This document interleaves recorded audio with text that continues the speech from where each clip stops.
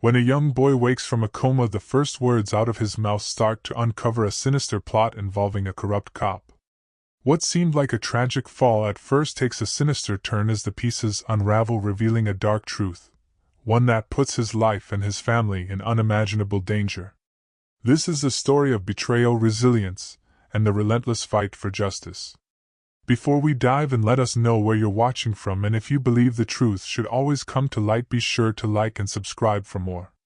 Noah Dawson stirred in his hospital bed, his eyelids fluttering as he drifted from the depths of unconsciousness to the hazy threshold of wakefulness. It had been nearly a week since a passerby had found him lying battered and unresponsive in a ditch on the outskirts of town. The hum of machines surrounded him, and the antiseptic smell of the hospital was a sharp contrast to whatever horrors he had experienced. His mother, Emma Dawson, leaned forward in her chair the instant she saw his fingers twitch. She clung to the side of the bed, fear and desperate hope mingling in her eyes as she whispered his name again and again. Noah's lips parted, dry and chapped from days without speaking. Emma anxiously reached for the cup of water on the bedside table. She helped him take a few sips and waited, hardly daring to breathe. For a moment, Noah's eyes opened fully. He stared at the ceiling, then turned his gaze to her. He seemed disoriented, as if he couldn't quite place where he was or why he was there. But in the next moment, he forced out a single sentence that left Emma's blood running cold. "There was a warehouse," he said in a voice scarcely above a whisper. "He was there. Officer Reed." The shock of those words felt like a cold wind sweeping into the room. Emma nearly dropped the cup in her hand. Her heart hammered so loudly that she was sure Noah must have heard it. She placed the water on the table and gripped his fingers as gently as she could, trying to offer him a comforting touch. The name he had spoken, Officer Daniel Reed, was one Emma had come to associate with gratitude and respect over the years. Reed was a prominent figure in the community, well-liked, well-spoken, always the first to volunteer for events or help out at local fundraisers. The idea that her son had just uttered Reed's name in the same breath as a dangerous situation in some warehouse was almost impossible to process. "Baby," Emma said quietly, "you've been in a coma. Please rest. We'll figure out what you're trying to tell us." But even in his disoriented state, Noah persisted. He took my phone," he murmured, blinking heavily. "I tried to show him, they had people in that warehouse, they tied them up, and he hit me. Mom, it was him." Emma felt as if someone had yanked the floor out from beneath her. All the worry and confusion of the last week, why was Noah found alone, why had he been so badly injured, suddenly converged into a dreadful explanation.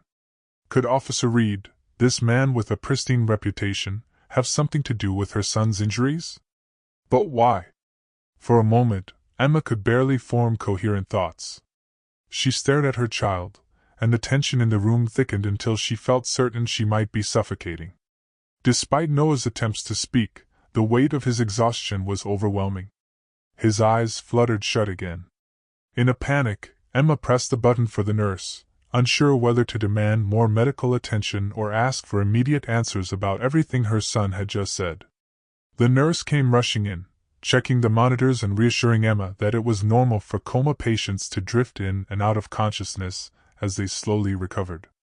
Emma thanked the nurse, but her mind was far from calm. There were too many questions swirling around, too many implications of those few words Noah had managed to say. She sank into the chair again, feeling tears burn in her eyes. Just a week ago, she had been living a quiet life with her son, still mourning the loss of her husband, Detective Adam Dawson, who had died under what everyone had believed were official duties gone tragically wrong. Now more dread coiled in the pit of her stomach, because if Noah was telling the truth, if Officer Reed had attacked him, then it meant Adam's death might not have been an accident at all. For a few hours, Noah slept fitfully. Emma pulled out her phone more than once, debating whether to call the local precinct. Should she confront Reed directly? Should she reveal what Noah had said and risk them dismissing it as delirium? She kept hearing her son's words echo in her mind. They had people in that warehouse. They tied them up. It all sounded more horrifying than anything she could have conjured from a nightmare. For a flash of a second, she wondered if Noah had misinterpreted something, if maybe the trauma of his injuries had created a false memory. But Emma felt in her bones that he was telling the truth. Noah eventually opened his eyes again. This time, he seemed more present, albeit weak. He squinted against the harsh hospital lights. Emma, who had been pacing near the doorway, rushed to his side, placing one hand gently on the bandage around his head. She could see old bruises on his arms, the remnants of some violent altercation. "Noah," she said softly, "can you talk? Can you tell me more about the warehouse?" He swallowed, grimacing a little at how dry his throat felt. She offered him another drink of water, and he took a small sip. His hand still trembled. "I was walking," he began, slowly piecing together his recollection. "I didn't want to go straight home, Mom. I was thinking about Dad again. I just wanted some time by myself." Emma nodded, tears pricking the corners of her eyes. She understood the weight on Noah's shoulders. Adam's loss was something that had never quite healed for either of them. In the months after Adam's death, Noah had become quieter, prone to brooding, and had developed a habit of taking long walks alone. She had thought it was part of his grieving process. He continued in a hushed tone, as though he feared being overheard. "I saw lights from inside that old warehouse near the highway. You know, the one that's been abandoned for years. I just got curious. I wanted to see who was in there, and then I saw them. People, men I've never seen, wearing these dark clothes, telling someone to be quiet. There were a bunch of, I don't know, people, maybe 15 or 20, sitting on the floor. They looked so scared." Emma's hands tightened on the edge of the bed, her heart beating so loudly that she was certain he must hear it. She felt the creeping terror of imagining her 12-year-old boy stumbling onto something that horrific. "Noah," she breathed, trying to keep her composure.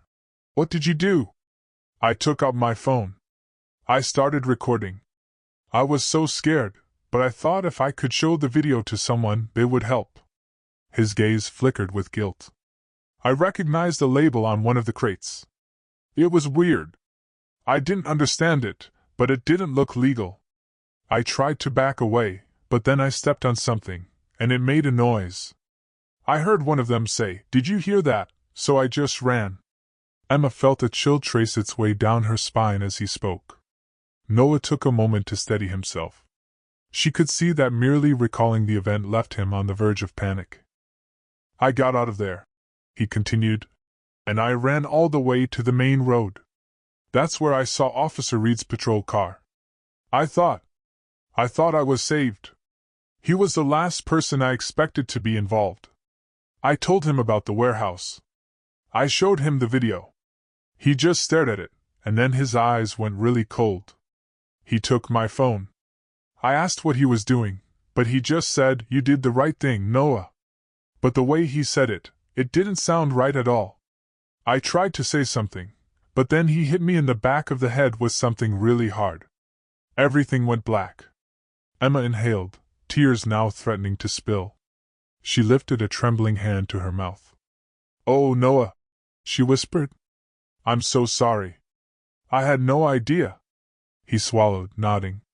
"It's not your fault. I remember. I felt him drag me. I think he thought I'd stay unconscious for a while. He threw me in a ditch, took my phone, and then smashed it. I woke up for a second, saw him leave, and then passed out again. The next thing I remember is waking up here, with you." Emma hesitated, her thoughts spinning like a whirlwind. She had always trusted Officer Reed. He had spoken at Adam's funeral, offered his condolences, even driven by the house a couple of times to check on them. The notion that he could be behind this horrific scheme made her feel physically ill. Then a darker thought rooted in her mind: Adam's death. She remembered how restless Adam had been in his final days. He was working on something big, something he refused to discuss at the dinner table. He had told her only that it was safer if she didn't know the details. "Noah," she said, taking a shaky breath, Do you think your dad found out about this operation? Could Reed have?" She couldn't bring herself to say it. The finality of it was too horrifying to speak out loud. But Noah nodded, tears welling in his own eyes. I think Dad found something. He must have discovered Reed's involvement. Emma could practically feel Adam's presence in the room, as though some truth he had died defending was struggling to break free from the silence. She squeezed Noah's hand. We'll figure this out, she told him, attempting to sound braver than she felt. But we have to be careful. Reed is dangerous. If he's behind this, then we can't just go to the local police. They might be in on it, or they might not believe us. Noah nodded, relief and fear warring on his features. He looked exhausted, and it was clear his body was still fighting the aftereffects of the trauma. Emma stroked his hair gently, her thoughts already racing to the next steps. She needed help from someone outside the local authorities. Someone who wouldn't just dismiss the claims or tip off Reed. The memory of Adam's time working with the FBI on previous cases floated through her mind.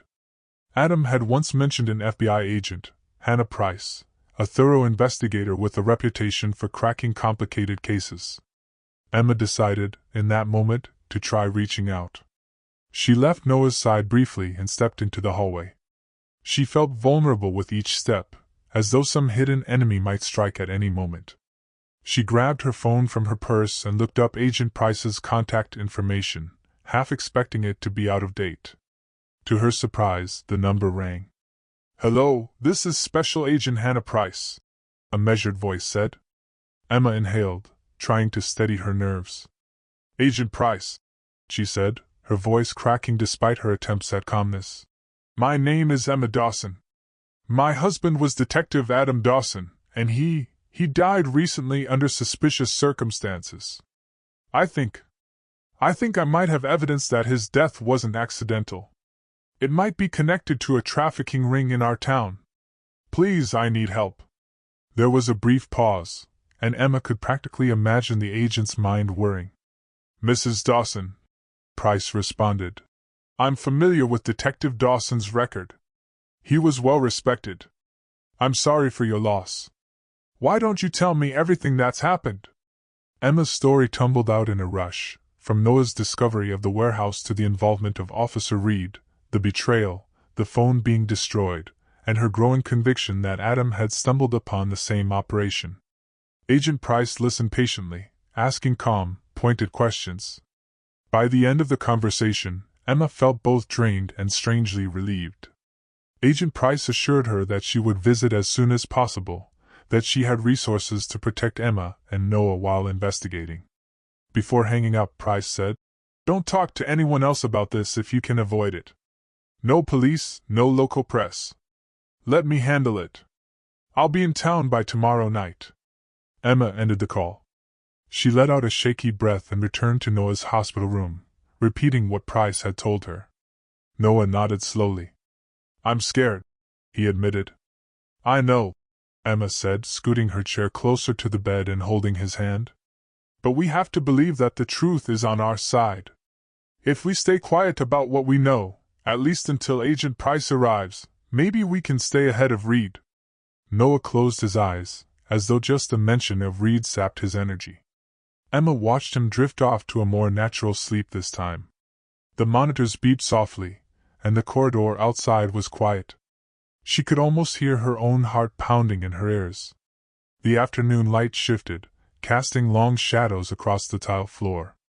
Emma couldn't banish the images running wild in her head, her son lying hurt in a ditch, the possibility of people being held captive in an abandoned warehouse, and a man the town revered turning out to be something far more sinister. That night, she dozed in the chair, unable to bring herself to leave Noah alone. A deep sense of dread nagged at her, but she comforted herself with the thought that nobody would dare harm him in a hospital filled with staff. Sleep finally took her in the early hours of the morning. When Emma woke, the first rays of sunlight were just beginning to glimmer through the drawn curtains. Noah was still asleep, his breathing steady. She realized her entire body felt stiff from the awkward sleeping position. Gently, she stretched her arms, wincing at the tension in her shoulders. A nurse walked in to check on Noah's vitals, offering Emma a sympathetic smile. Your son's quite the fighter, the nurse said, adjusting the 4-drip. He's stable now. We'll keep him here for a while, just to make sure everything is fine. But he's out of immediate danger. Thank you, Emma replied. I appreciate everything you've done. Though the nurse seemed perfectly sincere, Emma felt a pang of paranoia. She recalled Agent Price's warning, don't talk to anyone else. She pressed her lips together, resisting the urge to ask the nurse if anyone else had tried to come by or ask questions. Instead, she quietly observed the nurse's actions, making sure she did nothing unusual, until she left. Moments later, Emma's phone buzzed with a text. It read, "This is Agent Price. I've arrived in town. Please don't leave the hospital. I'll be there within the hour." Emma's heart pounded with a mixture of relief and anxiety. She waited, pacing back and forth around the room. Noah stirred once but then settled back into sleep. Finally, about an hour later, a knock sounded on the door. Emma eased it open, her tension ready to snap. Standing there was a woman in a neat, dark blazer, short hair combed to one side, her expression calm and professional. "Agent Hannah Price," the woman said, extending her hand. "You must be Mrs. Dawson." Emma nodded and ushered her in. Agent Price stepped quietly into the room, surveying it with a trained eye before turning her attention to Noah. A mixture of compassion and focus etched her features. "You said you spoke to your son," Price whispered. "And he confirmed that Officer Reed attacked him?" Emma's gaze flickered to Noah. She lowered her own voice, responding, "Yes." Noah mentioned Reed by name.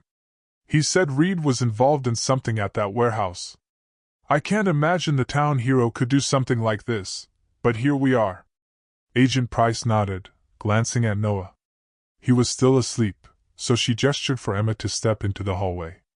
Emma followed, and the two walked until they found a small alcove near a row of vending machines where they could speak without fear of being overheard. "Mrs. Dawson, I need you to recount everything one more time," Price said. "I'm sorry to make you repeat it, but details are crucial." Emma took a deep breath, then relayed the entire story again. She started from the moment Noah was reported missing, her frantic search, the phone call that turned her world upside down when the hospital phoned to tell her he'd been found. Then she detailed how, upon waking, he told her what had really happened. Price listened intently, taking a small notepad from her jacket pocket, jotting down remarks and underlining certain bits of information. When Emma finished, Price flipped back through her notes. "As you know," she said, "Adam Dawson had a glowing record in law enforcement. He was praised for his dedication. But near the end, according to some of my contacts, he began investigating leads outside of his official assignments. He left behind minimal paper trails, perhaps intentionally. It's possible he suspected corruption in his own precinct. If Officer Reed was part of a trafficking ring, then Adam might have gotten too close for Reed's comfort." Emma felt a tightness in her chest, hearing those words out loud. "So, my husband's death might not have been an accident." Price closed her notepad, fixing Emma with a sympathetic but serious expression. "I'm concerned your husband's death was a direct result of his investigating something far bigger. Possibly the same ring your son stumbled upon. I also think Officer Reed might not be working alone. If he's corrupted, there's a chance others in the precinct are as well. This is a delicate situation, so we need evidence. Direct, indisputable evidence. Noah's testimony is a start, but we'll need more than that to unravel a ring this large." A small crowd of hospital visitors wandered down the hallway, and Price took that as a cue to walk further away from them. Emma followed, her heart clenching. "What do we do next?" Emma asked. Price gave a grave nod. "I'll get in touch with a small FBI team I trust. We'll investigate quietly. We can't raid the warehouse or move publicly until we have enough information to corner them. Otherwise, they'll scatter. Can you and Noah remain here for now? I'd like him to stay under observation, partly for his health, partly because it might be safer." Emma remembered the look of fear in Noah's eyes and understood immediately. "Yes, we'll stay. Just don't let anyone near him unless you approve it. Reed might come after him again." Price's jaw tightened. "I'll arrange for some discreet federal protection. We can't make it too obvious, or we risk tipping off the wrong people." But rest assured, I won't let anything happen to Noah. Emma felt an overwhelming gratitude that threatened to bring tears to her eyes. For the first time since Adam's death, she sensed a tangible path toward the truth. Still, a flicker of anxiety remained, because going up against a local hero-turned-criminal was sure to stir trouble. And if others were involved, Emma feared what might happen if they discovered that Noah was alive and starting to remember the details. Price paused, checking her watch. I need to gather some of my team and interview your son, she said. But let's do it carefully. We'll say I'm just a friend visiting from out of town. Emma breathed a heavy sigh, then agreed. Whatever you think is best. They parted ways, with Price heading toward a quiet corner of the hospital where she could make secure calls. Emma stepped back into the room, finding Noah awake again. He looked at her, confusion marring his young face. Mom, he said softly. Are we in danger? She walked over, sinking into the chair beside him. Noah, I won't lie to you, she began. I think we have to be very careful right now. But Agent Price is here to help us. She's going to find out the truth. We just have to do our part. I don't want you to tell anyone what happened, okay? Not until the FBI says it's safe. Noah gave a faint nod, tears in his eyes. I'm so sorry, he whispered. I only wanted to do the right thing. I never meant to. Emma cut him off with a gentle hand on his shoulder. You did nothing wrong, she assured him, voice trembling with emotion. You were brave, and you may have saved a lot of lives by gathering that evidence. If you hadn't taken that video, we might never have known how bad things were. He nodded, but the guilt still weighed on him. She understood that weight. She remembered the day she got the call that Adam was gone, the sudden shock that took months to sink in. It felt like that shock had returned, this time with the added burden of knowing corruption and evil lurked so close to home. Over the next few days, Price orchestrated a discreet investigation. True to her word, she assigned an agent to keep watch on Noah's hospital room. A quiet, unassuming man named Agent Baker dressed as a hospital orderly, pushing a supply cart up and down the halls. But Emma saw the sharpness in his gaze whenever anyone wandered near the room. Another agent, disguised as a patient's family member, lingered in the waiting area, reading the same magazine for hours. It was subtle, but Emma grew to trust that extra layer of safety. In the meantime, Price met with Noah privately, in a small consultation room. Emma was present, holding Noah's hand while Price asked him gently to recall every detail of that night. Noah described the warehouse, the captives, the men ordering them around. He recalled how they seemed to be organizing boxes labeled with company names he didn't recognize. He recalled how frantic he felt when he realized that people were being coerced into the building against their will. His voice trembled most when he described meeting Officer Reed on the road, and how the man's demeanor changed as soon as he watched the footage on Noah's phone. Price listened without interrupting, letting him speak in halting sentences. She took notes, nodded occasionally, and at times frowned with concern. Your father, she said gently at one point. Did you ever hear him mention anything about Reed? Noah shook his head. Not exactly. But Dad came home late a lot, before he died. He used to sit at the kitchen table, reading through documents and scribbling things down in a notepad. Sometimes he looked frustrated. Sometimes he looked scared. He never told me why. He just said, this has to be done right, or it's pointless. I assumed it was a big investigation. But I never guessed it was something like this.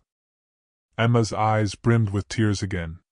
She remembered those nights vividly, Adam's tight-lipped frustration, the times he'd say, "It's better if you don't know, Em." She would press him, worried that he was taking on too much alone, but he always insisted that his secrecy was a way to protect her. Now, more than ever, she hated that secrecy. Price stopped writing for a moment, meeting Emma's gaze. He wanted to protect you both, she said. Sometimes, law enforcement officers do that to shield their families from potential danger. If he suspected corrupt colleagues, he might have been especially careful about leaving a paper trail. Emma nodded, feeling the sting of loss mixed with a faint pride in Adam's integrity. She squeezed Noah's hand. What can we do now? She asked Price. We have no physical evidence besides my son's testimony. Reed destroyed Noah's phone. Everything is gone. Price's lips formed a grim line. Phones can be destroyed, yes. But sometimes data can still be recovered from the cloud or from backups, if they existed. I'll see if we can retrieve anything from your cell phone accounts. Also, if your husband kept hidden notes somewhere, we need to look for them. Think back, Mrs. Dawson. Was there a place Adam might have concealed documents, somewhere only you or Noah would know about? Emma felt a flicker of memory. He had a locked drawer in his home office. I never had the key, and he always said it was for official files only. After he died, I was too overwhelmed to go through it. I just left it alone. Price nodded, looking relieved. We should check that drawer. It's possible we'll find something valuable there. 2 days later, once Noah was deemed stable enough for a short visit home, Price arranged for them to be escorted to the Dawson residence. A plain sedan drove them quietly through the streets. Emma kept glancing over her shoulder, imagining every car behind them might be someone following. Noah, pale and drawn, dozed off against the window. Agent Baker sat behind the wheel, quietly alert, and Price rode in the passenger seat. When they arrived, Emma led them into the modest house. It felt eerie being back, as if too many memories pressed in at once. The walls still bore family photos, and Adam's presence was felt in every corner, his coat on the rack, his coffee mug on the kitchen counter. Emma's throat constricted, but she steadied herself. This way, she said, guiding them down a short hallway to Adam's office. She flipped on the light switch. The room was neat, with shelves full of books on criminal psychology, trophies from Adam's years of service, and framed certificates. The desk sat in one corner, a thick layer of dust across its top. Emma approached the desk slowly, her fingers running over its surface.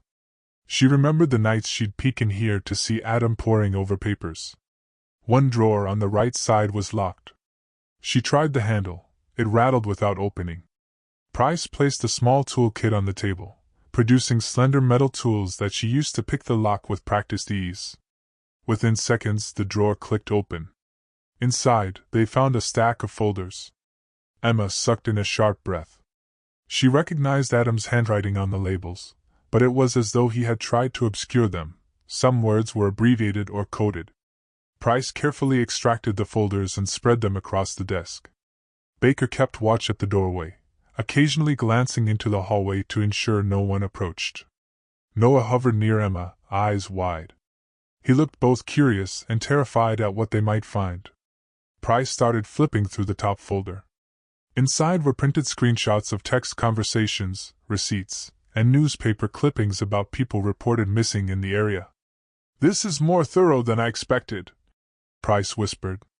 "Your husband was looking into a pattern of disappearances that apparently wasn't being reported in official channels. He also noted suspicious activity in old warehouses around town. He believed the same group might be relocating from one building to another." Emma's heart pounded. She remembered Adam making cryptic remarks about a big job he needed to finish. She hadn't imagined it would be anything like this. They sifted through more notes. Each folder seemed to focus on a different angle, one on a cluster of missing persons, another on financial transactions that Adam seemed to suspect were bribes or hush money, and yet another that mentioned unscrupulous real estate deals that might be connected to neglected properties around the city. Noah tugged on Emma's sleeve. "That's the label I saw," he whispered, pointing to a note referencing a crate brand. He squinted at the typed name, a strange import-export label that he vaguely remembered from the warehouse. Price nodded. "This is good," she said. "He has details on these businesses, where the shipments come from, the addresses of distribution centers. It's quite possible one of these addresses is that abandoned warehouse you saw, Noah. It might even be the same ring." The next page they flipped to made Emma's stomach clench. It was a typed list of known officers in Adam's precinct. Besides some names were question marks, and next to Officer Daniel Reed's name, Adam had underlined it several times, scribbling notes like, "Sudden rise in rank," and "Unaccounted funds." Another scrawl simply said, "He's part of it. Must be careful." Emma let out a shaky exhale, tears threatening to fall again. There it was, in black and white, Adam's quiet suspicion of Reed. If only Adam had confided in her. Maybe he'd still be alive. Price gently set the file aside. "This is exactly the kind of evidence we need," she said in a low voice. "It proves your husband was investigating Reed. It connects him to missing persons and suspicious shipments." She started taking photographs of each document with a small camera she'd brought, methodically cataloging every page. Emma noticed that some pages had large water stains, as if Adam had spilled a drink or intentionally blurred them. Still, most of the text was legible. Noah peered over Price's shoulder. He looked startled at the details he was reading: stories of individuals who vanished and were never found, notes on possible connections to black market trades, references to clandestine operations that used hidden rooms within old buildings. The boy said nothing for a few minutes, letting the grim horror of it all settle. "Agent Price," he finally whispered, "these people, the ones I saw, do you think they were all on that list?" She gave him a sympathetic glance. "It's possible. We don't know how many have been taken or how big the network is. But based on your father's notes, it's substantial. He was trying to stop it." Noah swallowed, staring down at the papers. "So Dad was onto something huge," he said, more to himself than to anyone else. "That's why he was killed." Emma reached over, wrapping her arm around him. She wished she could shield him from the truth, but it was too late for that. He was already in the middle of it. Her child had nearly lost his life, and he had come face to face with the ugly reality of a corrupted officer. There was no going back. Price finished taking photos, then carefully returned the files to the drawer and locked it again. "We don't want them to suspect we've been here," she said. "I'll keep these images secure. They'll be crucial in building a case, not just against Reed, but against everyone else involved. Your husband did half the work for us. We just need to finish what he started." Emma felt tears slip down her cheeks. She whispered, "Thank you," though the words felt inadequate. Price gave a small nod, then signaled for Baker to lead the way out. They returned to the sedan under the cover of early evening. Everything seemed quiet on the suburban street, but Emma caught herself scanning each parked car, each neighbor's window, imagining hidden eyes or someone lurking. The tension was almost unbearable. Baker started the engine, and they left the neighborhood behind, heading back to the hospital so Noah could continue his recovery. The sedation of a hospital room felt oddly safer than home. That night, after ensuring Noah was settled, Emma met Price in the hospital cafeteria. Over paper cups of lukewarm tea, Price laid out her plan. "I've contacted the rest of my team," she said quietly, glancing around to ensure no one was eavesdropping. "We're going to do some reconnaissance on that warehouse. But the ring may have moved since Noah's discovery. We need to see if we can track them to another location or see if they're still using the same place. If we can get confirmation, photographs, witness statements, anything, then we can bring in a federal task force to stage a raid." Emma's heart quickened. The idea of a raid made this all sound very real and very dangerous. "That's so risky," she breathed. "Noah told me there were multiple guards, men I mean. They could hurt the people they're holding captive." Price gave her a grave nod. "Which is why I have to do this carefully. We need the element of surprise. We can't have any leaks to the local authorities until we're ready to strike." Emma took a shaky sip of tea. "I understand. Just promise me you'll keep Noah safe until this is over." Price reached out and placed a hand on Emma's. "I promise," she said firmly. "He's the key witness in all this. He's more valuable than he knows. And beyond that, he's just a child who stumbled onto something evil. I won't let them near him." Their conversation was interrupted by Emma's phone buzzing in her pocket. She tensed, afraid it could be something ominous. But it was only a message from a concerned neighbor, asking if there was anything she needed. She typed a quick reply of thanks and said she was taking care of family matters. She didn't mention Noah's injuries or the real reasons for her absence, deciding it was safer to stay vague. Over the next few days, a subdued routine formed. Noah remained in the hospital under observation. He gradually grew stronger, though the doctor insisted he not be discharged until they were absolutely certain his injuries had stabilized. Emma hovered at his side, grateful for every sign of improvement. At times he managed to smile, usually when they talked about a memory of Adam or something less grim than conspiracies and kidnappings. But often she caught him staring at the wall with a haunted look, as if he couldn't escape the images of that warehouse. Meanwhile, Agent Price and her small team quietly investigated. Emma saw them come and go, exchanging updates in hushed tones. They managed to locate the warehouse where Noah had been attacked, but, as Price had feared, the place had been scrubbed clean. The hidden rooms were empty, the crates gone, and there was no sign of the captives. It appeared that, alerted by Noah's near discovery, the traffickers had fled and set up somewhere else. Despite that, Price and her team found small traces, a few scraps of cloth, some old footprints, signs that a large group of people had been there recently. Not enough for an arrest, but enough to confirm Noah's story. To gather more evidence, Price expanded her search. She visited old storage facilities, deserted buildings, and remote corners of the city where suspicious vehicles had been reported. Slowly but surely, she pieced together the puzzle that Adam Dawson had started. There were addresses circled in Adam's notes that matched properties around the county, all owned by shell companies. Some of those companies had ties to influential businessmen in the area, names that Emma recognized from local charity events or from the news. It was chilling to think that behind glossy public images, so many people could be involved in something so monstrous. Throughout these investigations, a question hung in the air: where was Officer Reed? He had remained conspicuously absent.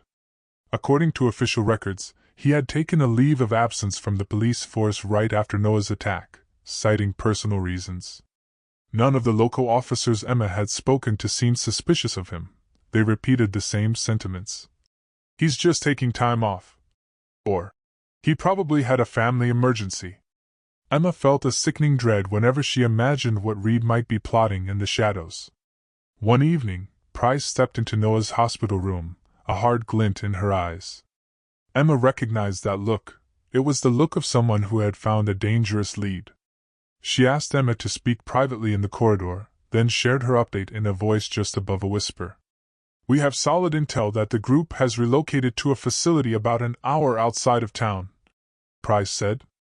"A contact of mine spotted suspicious activity, vans going in and out at odd hours, barred doors, no official signage." Emma folded her arms, feeling a spike of anxiety at the mention of vans, barred doors, and presumably more captives. "So what now?" she asked. Price hesitated, measuring her words. "We're planning a raid," she finally said, her gaze flicking briefly toward the door of Noah's room. "A large-scale operation, with FBI agents from other sectors. We're coordinating it carefully, because if we tip them off, those people might be moved or worse. But the window is closing. This ring has evaded detection for a long time, and they'll vanish again if we're not quick." Emma felt her throat go dry. She pictured terrified people being herded from one hiding spot to another, living in constant fear. She pictured the men who nearly killed her son. She pictured Reed at the center of it all, orchestrating a monstrous enterprise. "How dangerous will this be?" she asked quietly. Price pressed her lips into a grim line. "Very dangerous," she said. "But we have no choice. If we don't move, more lives are at stake. Once we do this, though, it means the corruption in the local force will also be exposed. We have to be prepared for blowback. But I won't let them get away." Emma swallowed hard. She thought of Noah, how he had been the one to break this case wide open by accident. She wanted to shield him from further involvement, but realized he was part of the story now. "We'll support you in whatever way we can," she said. "Just promise me you'll bring them to justice. Especially Reed. I don't want him hurting anyone else." Price nodded. "We will. This ends soon." The plan took form in the following days, though Emma was only privy to pieces of it. Price explained that the raid would happen at dawn. The team would surround the facility on all sides, ensuring no one could slip away. They would prioritize the safety of any captives, working methodically through the building until everyone was freed and every trafficker in custody. Emma lost sleep imagining what that showdown might look like, but she trusted Price's expertise. The night before the raid, Price visited Noah one more time.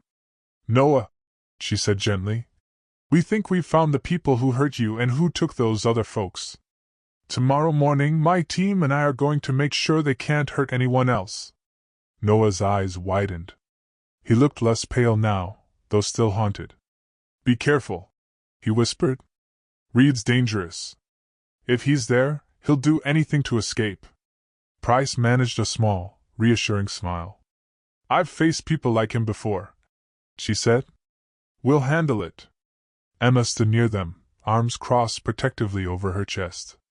She had insisted on staying in the hospital for the night, wanting to be close to Noah in case something went wrong. Price left them after a few comforting words, reminding them to stay put and wait for her return. Emma felt an odd mixture of dread and relief, as if she were perched on the edge of a precipice, waiting for dawn. Sometime after midnight, Emma woke with a start. She had dozed off in the chair again. The hallway lights cast a soft glow under the door, and the machine connected to Noah beeped with a steady rhythm. Outside, all was quiet. She could almost convince herself this was a normal night, that she was simply worried about her son's slow recovery. But the clock on the wall told her it was around 4 in the morning. The raid would begin soon. Noah stirred, blinking awake. "Mom," he said, his voice still laced with drowsiness. "Are they doing it now?" Emma stood up to smooth his hair. "Yes," she whispered. "Don't worry, sweetie. Just try to rest. Agent Price will let us know as soon as it's safe." He swallowed hard, anxiety flickering across his face. "What if Reed isn't there?" he asked. "What if he escapes again?" Emma's stomach churned at the thought. "Let's just hope the FBI covers every angle," she said. "Price is good at what she does, and your dad left her enough clues to track them all down. They won't slip away forever." Noah nodded, closing his eyes, though his expression remained troubled. In another part of the county, under the faint glow of impending sunrise, Price and her team of federal agents assembled in unmarked vehicles. They had staked out the facility the day before, noting patrols, exits, and the schedule of deliveries. It was a large, rundown building, with boarded windows and a tall fence around it. A single gate provided entrance, guarded by men who seemed constantly vigilant. Price had parted with the local authorities hours ago, refusing to let them in on the specifics for fear of leaks. This was an FBI-only operation. They moved with deliberate efficiency, scaling fences, cutting locks, and converging on the building's entrances. The dawn air was still, and tension crackled in the atmosphere as they prepared to breach the doors. One agent signaled for the group to proceed. They burst in, calling out for anyone inside to surrender, and identifying themselves as federal agents. Shadows whipped across the walls as they flicked on strong flashlights, sweeping from corner to corner. Inside, it was chaos. Shouts echoed through the old corridors. Some of the traffickers tried to bar the doors, while others attempted to flee down side passages. At the same time, several terrified captives were discovered in a large room at the back, bound and guarded. The agents swiftly moved to free them, cutting restraints and ushering them outside to safety. Cries of gratitude and anguish filled the air, the cacophony of relief and shock. Price herself led a group to the upper level, where she suspected the ringleaders might be hiding important documents. She found an office space cluttered with papers and old computers. Moments later, they caught sight of a figure darting away down a corridor. She recognized him instantly. It was Officer Daniel Reed, his clothes dusty, face twisted with rage. He lunged for a side door, but two agents blocked his path. He lashed out, desperate to shove them aside. Price ordered him to stop, but Reed refused. He was cornered now, eyes darting wildly. "You can't prove anything!" he shouted, voice echoing against the dingy walls. But Price's team had already secured the evidence in the warehouse and from Adam Dawson's notes. Reed had nowhere to go. At that final moment, Reed attempted a last-ditch effort to escape. He pushed the two agents aside, trying to slip between them, but Price was ready. In a swift move, her team pinned him against the wall. Reed spat curses, veins pulsing in his neck, protesting his innocence even though the entire operation was crumbling around him. In the background, more of Reed's associates were rounded up, their attempts to hide or destroy evidence futile. An agent secured Reed's wrists with plastic restraints, ignoring his protests and threats. Price stared at him with cold disgust. "You made one mistake," she said. "You underestimated a 12-year-old boy who refused to stay quiet, and a detective who wouldn't back down, even from beyond the grave." Reed glared. "It won't stick," he hissed. "You don't know who you're dealing with. There are bigger players than me." Price met his gaze evenly. "Then we'll find them too." By the time the sun was fully up, the traffickers were in custody, and the rescued captives were receiving urgent care. Price stood outside the facility, the morning light revealing the true extent of the operation: hidden rooms, forged documents, and evidence of countless crimes. As she watched paramedics tend to the freed individuals, she felt a surge of relief at having prevented further harm. Back at the hospital, Emma and Noah received word around mid-morning. Agent Baker knocked on the door, a rare smile edging his usually stern features. "They got them," he said simply. "Reed is in custody." Noah let out a trembling breath, and Emma embraced him, tears of relief slipping down her cheeks. She could hardly believe it was over. Or at least, the worst of it. That afternoon, Price came to see them in person. She looked exhausted but triumphant. "It's done," she told them. "They can't hide anymore. We have proof from the warehouse, from your husband's files, from testimony by multiple witnesses. And you, Noah? Your courage was a big piece of this." "Thank you." He swallowed, tears in his eyes. "I just did what Dad would have done," he said. Emma enveloped him in a hug, feeling an immense swell of pride in her son and in Adam's legacy. She clung to the knowledge that some measure of justice had been served. But the story did not end there. Over the next several weeks, the arrests triggered a media firestorm. Though the FBI tried to keep the case under wraps until they had processed all evidence, word spread like lightning once local reporters sensed a massive scandal. Headlines screamed about a corruption ring that had infiltrated the police force, about a revered officer who stood at its core, and about an FBI sting that uncovered a horrifying trafficking network. There were interviews, press conferences, and endless speculation about how many more might be complicit. During this time, Emma and Noah stayed in protective custody, moved to a safe location, while the prosecution built its case. Price insisted it was necessary, at least until Reed's trial, because there could still be threats from others who had not yet been named or apprehended. Emma felt a pang of sadness leaving their home, but she agreed it was safest for Noah. She recalled too vividly the day Reed nearly ended his life. In those weeks, Noah made a slow but steady physical recovery. The bruises faded, his stitches healed, and the lingering headaches from his trauma subsided. Emotionally, however, the scars took longer to mend. He struggled with nightmares of the warehouse, the sense of suffocation as he hid behind crates, the memory of Reed's cold eyes before everything went dark. Emma comforted him through the worst of it, telling him they were safe now. She borrowed a tip from Price. "Each time you remember something bad, think of what you and your dad accomplished. You helped expose them." It wasn't an instant cure, but it gave him a sense of purpose. Finally, the day of Reed's trial arrived.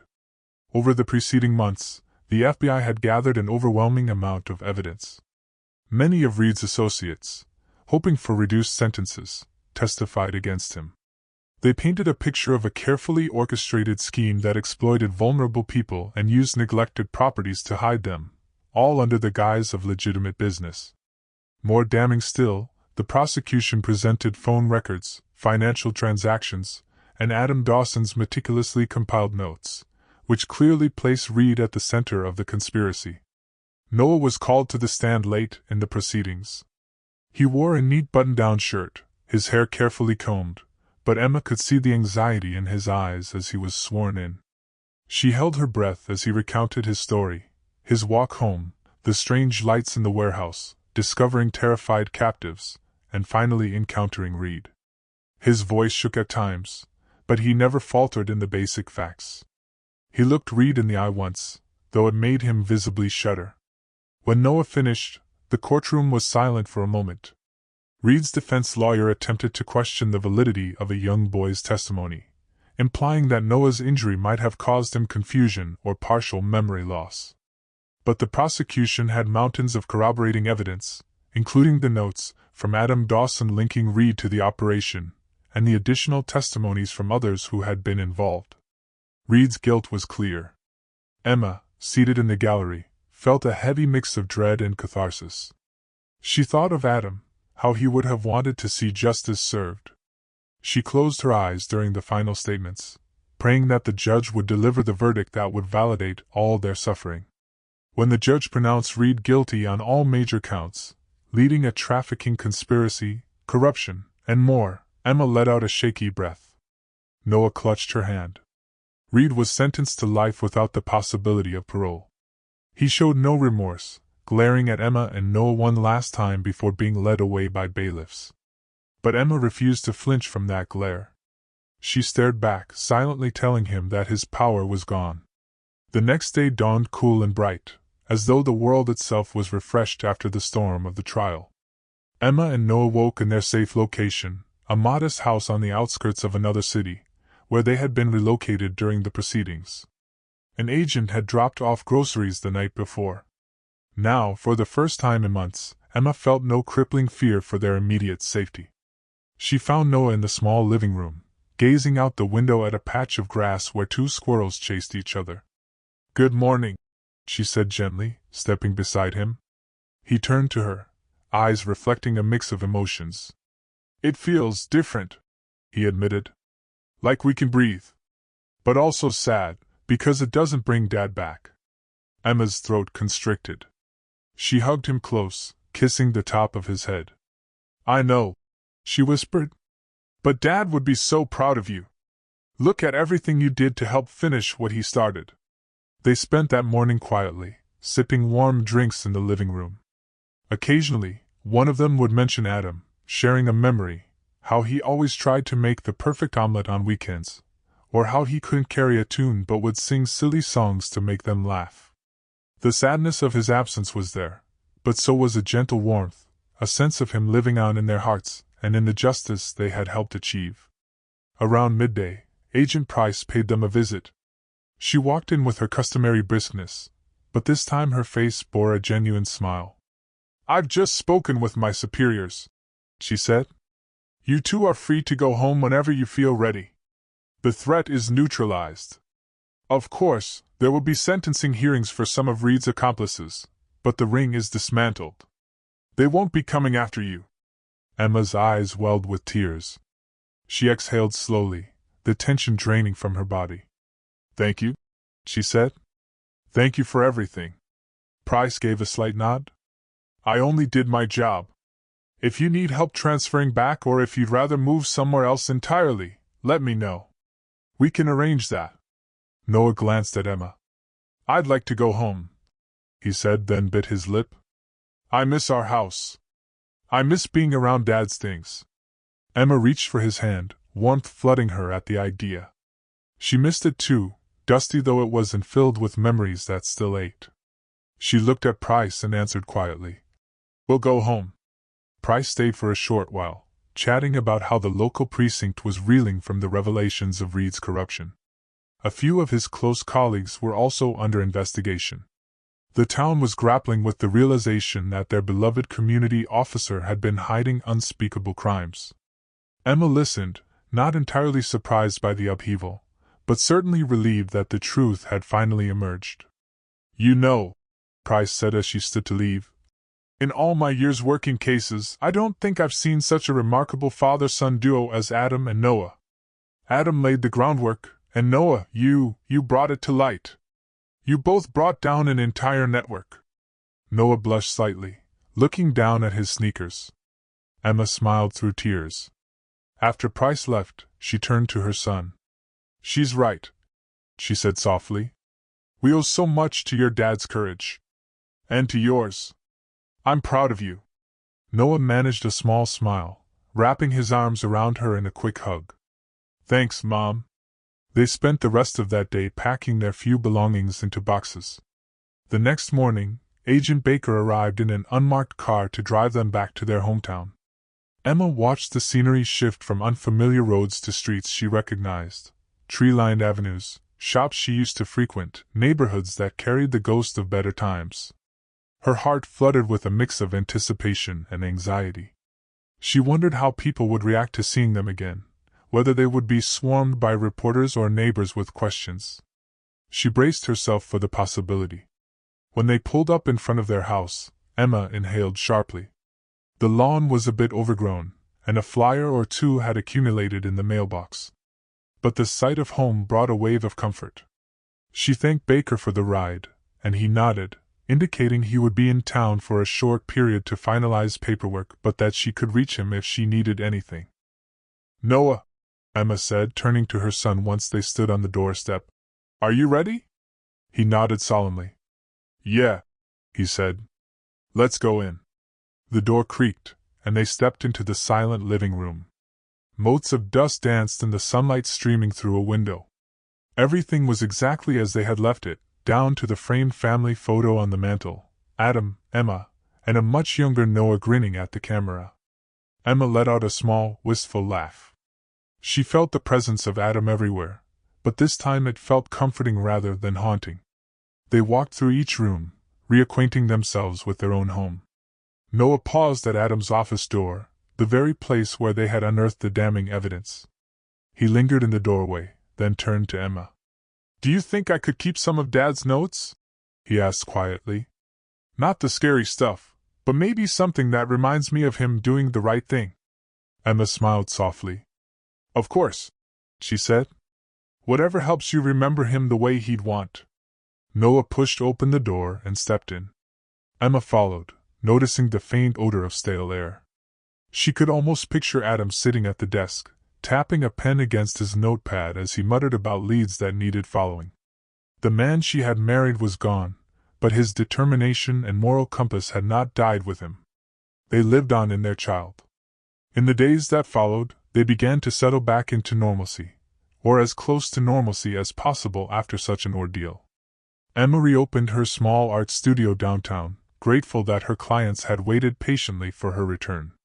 Noah geared up to return to school, although he was anxious about the whispers and rumors that might greet him.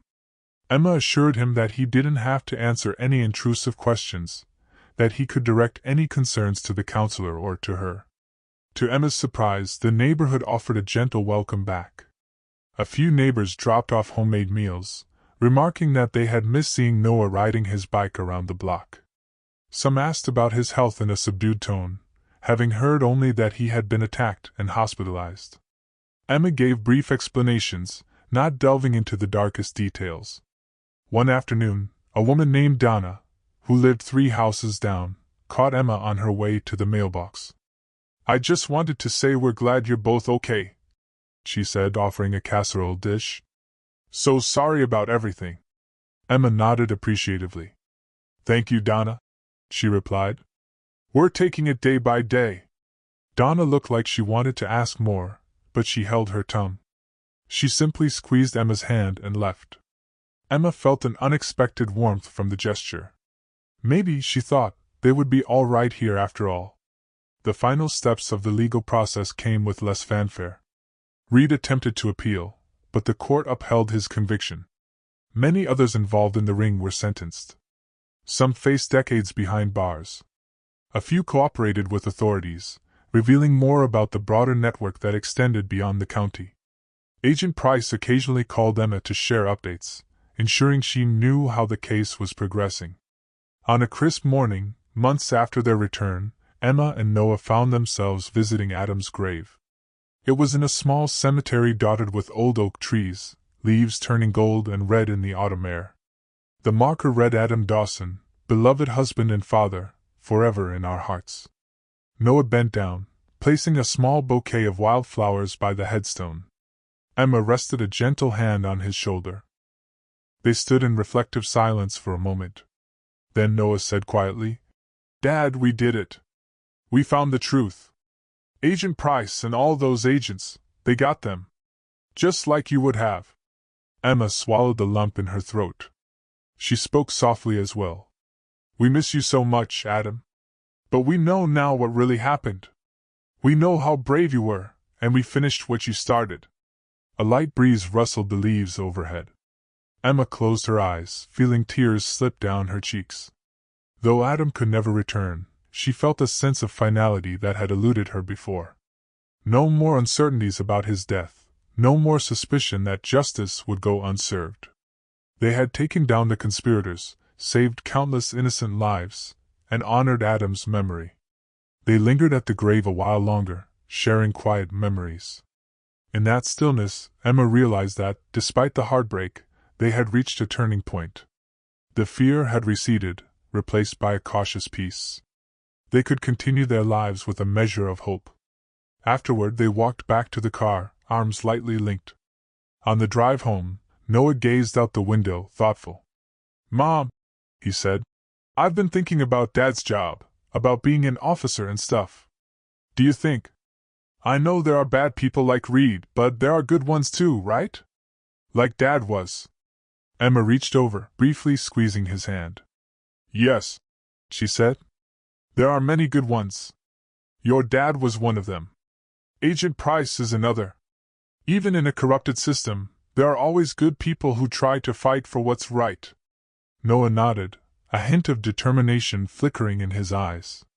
"Maybe someday I'll do something like that," he murmured. "Maybe I'll make sure there aren't any more Reeds anywhere." Emma's heart squeezed. She remembered the fearful nights, the hospital visits, the uncertainty if her son would survive. But she also felt a surge of pride that he wanted to be part of the solution. "If that's what you decide," she said gently, "I know you'll be amazing." They pulled into their driveway. Autumn sunshine fell across the lawn. Emma and Noah walked inside, the house no longer tinged with dread. It felt like a home again. A peaceful one. Emma set her keys down on the kitchen table, noticing the dustless desk, the tidier shelves, and the gentle hum of life continuing. A wave of gratitude passed over her. They had come so far from the day Noah was found in that ditch, from the sleepless nights worrying about a ruthless criminal wearing the mask of a friendly cop. The truth had prevailed, and though there were scars that might never fully disappear, they had emerged stronger. She turned to Noah. "Let's order pizza tonight," she said with a small grin. "And watch one of those goofy comedies you love." A genuine smile broke out across his face. "That sounds perfect," he replied. And so, in the quiet hush of their living room that evening, mother and son settled onto the couch with paper plates balanced on their laps. The glow of the television danced across their faces. They laughed at the silly jokes on screen, feeling something they hadn't felt in a long time, the uncomplicated happiness of ordinary life. Outside, the neighborhood lights flickered on one by one, people returning from work or errands, unaware of the extraordinary darkness that had once lurked in their midst. And that was how Emma realized she preferred it, a simple life, free from the hidden horrors she and Noah had unraveled. They would never forget the bravery of Adam Dawson or the courage of a young boy who refused to keep silent in the face of evil. They would treasure every moment of peace, knowing just how fragile and precious it truly was. In the months and years to come, whenever fear or doubt crept back into their minds, Emma and Noah would remember that not even the greatest corruption could stand forever against the light of truth. They had lived that reality, and they had emerged, if not unscathed, then at least unbroken. They carried Adam's legacy with them, and in that legacy, they found the resolve to look forward to tomorrow with hope. If you enjoyed this nail-biting story, be sure to like the video and subscribe to the channel so that you never miss another video.